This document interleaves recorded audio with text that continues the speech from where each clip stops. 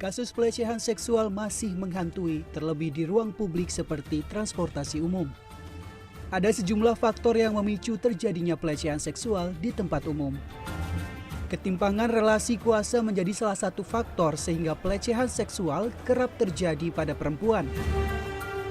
Meski tak tertutup kemungkinan laki-laki bisa menjadi korban pelecehan seksual.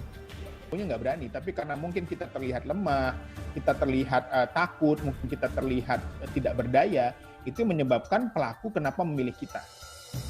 Survei yang dilakukan Koalisi Ruang Publik Aman atau KRPA yang dilakukan pada 2018 terhadap lebih dari 62.000 responden mengungkap sebanyak 27.288 responden mengalami pelecehan seksual.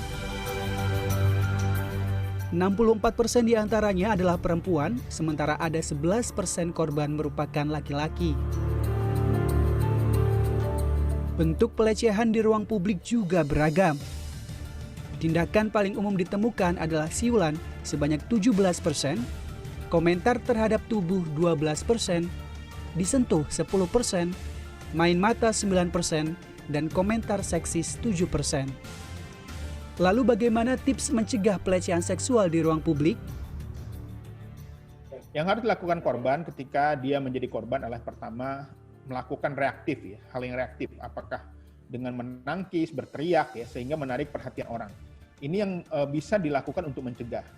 Kalau kita diam atau hanya menangis, si pelaku akan semakin berani. Jadi tarik reaksi publik sehingga si pelaku bisa melepaskan atau cengkramannya ataupun melarikan diri dan segera melapor kepada pihak berwajib. Jadi lagi-lagi jangan sesudah pulang baru melapor. Selain bersikap reaktif untuk mencegah pelecehan seksual, sebaiknya penumpang transportasi umum tidak tidur selama di perjalanan. Selain itu perlu waspada dengan orang asing serta melengkapi diri dengan alat keamanan. Roni Satria, Andika Suramanto, Jakarta.